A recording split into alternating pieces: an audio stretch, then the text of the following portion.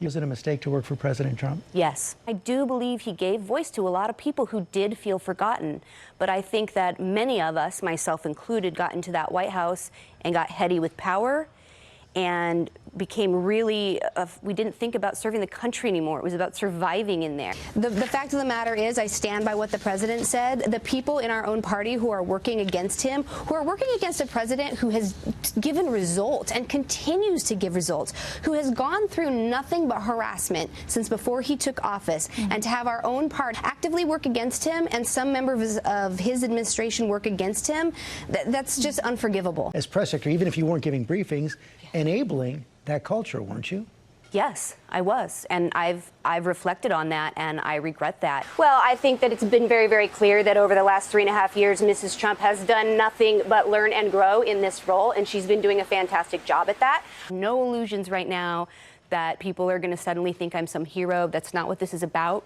This has not been a fun process for me. Now, you defended this tweet this morning right here on Fox. I know there's been a lot of backlash because you defended it. Would you change what you said? I would not, and I would just say that the selective moral outrage that seems to come from the media and from the Democrats is laughable. I have gone back to basics, and I have my family and I have my friends, and people can, take this book for what it is. It's honest, and that's all I can say. The president did nothing wrong. There is no quid pro quo.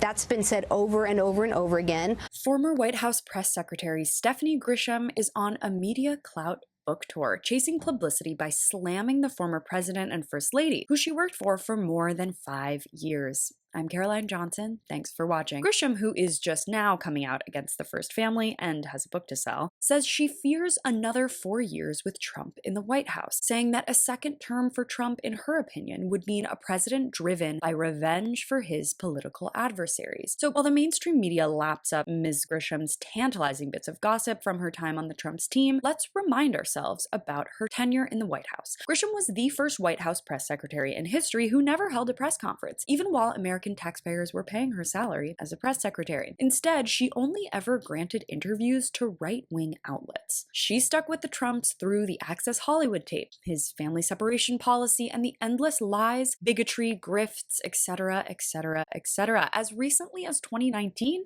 she called him a genius. She repeatedly slammed the media for their fake news, so it's sad to see the same media embracing her now that she's had this totally genuine change of heart. In December of 2018, after being caught up in that whole Melania green jacket affair, where she insisted that the former First Lady was just wearing a jacket with no hidden meaning, the Washington Post tried to get her true side of the story. She responded, quote, "I feel strongly that I should never be the story," but added that serving the First Lady and the President has been the greatest honor. She may not have wanted to be the story then, but she certainly wants to now. The media is quick to forget the horrible deeds done by members of the political elite, shirking any accountability to inflate ratings and viewership, but don't forget the things Stephanie Grisham defended during her time aiding the First Lady. Don't let another right-wing revenge tour continue without them facing accountability. And most of all, don't buy her book.